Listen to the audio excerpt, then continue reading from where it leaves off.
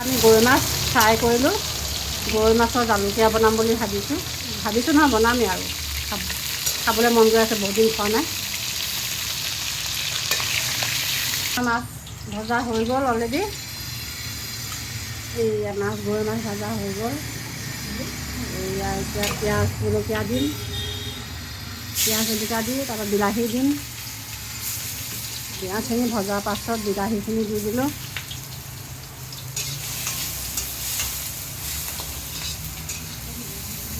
লগতে বিলাহীখিনিও দি দিম, গলি যাওক। তাৰপৰা আলু এটা দি দিম।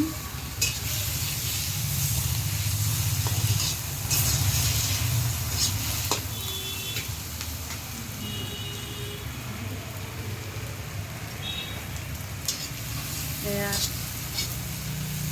ভজা হৈ আছে।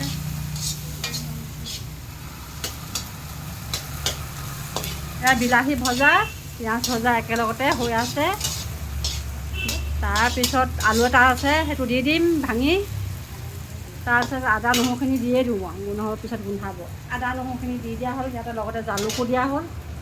আদা নহৰু জালুক, এই আদা নহৰু জালুক দি দিলোঁ।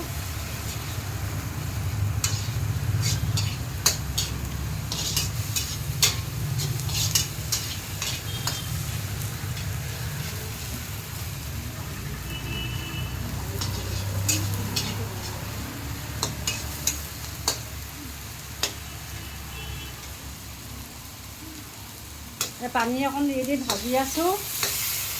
বিলাহীটো গলালৈকে পিঁয়াজ জলকীয়াখিনি নাইকিয়া হ'ব লাগিব নহয়, গলি। তাৰপিছতে আলুটো দি দিম। আলুটো দি অলপ লৰাই দিম। তাৰপিছতে আপোনাৰ মাছ ফ্ৰাই কৰি থৈছোঁ, সেয়া দি দিম। ইয়াত বেলেগ মছলা একো দিয়া নহয়, আদা নহৰু জলকীয়া জালুক।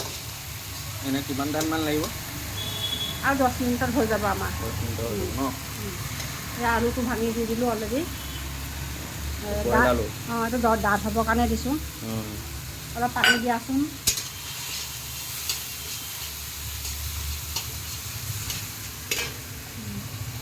পানী অলপ দি দিছোঁ আকৌ।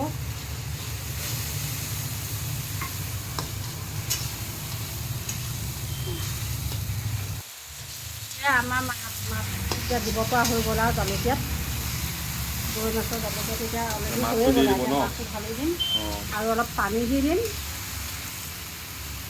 পানী দি ঢাকন এটা মাৰি দিম। উতল এটা অহাৰ পাছত আৰু 5 মিনিটৰ পাছত আমাৰ জালুকীয়া অলৰেডি হৈ যাব। পানী অলপ দি দিওঁ।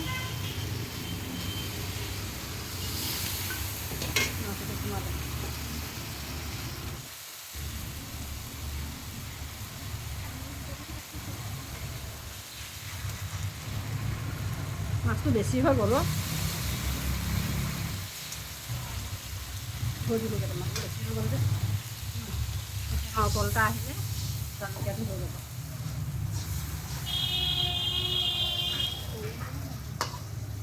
হৈ গ'ল। মাৰি দিওঁ। অঁ, এয়া আমাৰ এতিয়া উতল আহি গ'ল।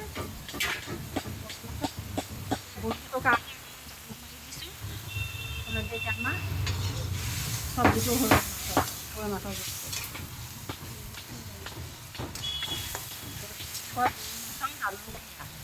এতিয়া আমি খামগৈ, ভাতটো বাঢ়িছোঁ। আপোনালোকক দেখাম বাৰু থালিখন কেনেকৈ লৈছোঁ। মানে লগত আছে জলকীয়া পিটিকা, বিলাহী, বেঙেনা আৰু জিকা ফ্ৰাই। এয়া গৰৈ মাছৰ জালুকীয়াৰ লগত আজি এইখন থালি মই খাম বুলি উলিয়াই আনিছোঁ। এয়া হৈছে জলফাই পিটিকা, এয়া বিলাহী আলু, এই দুটা মাছ ফ্ৰাই কৰি আনিছোঁ। এতিয়া কেঁচা জলকীয়া লগত লৈছোঁ। এয়া গৰৈ মাছৰ জালুকীয়া এতিয়া খাম। এতিয়া মই খাবলৈ আৰম্ভ কৰোঁ।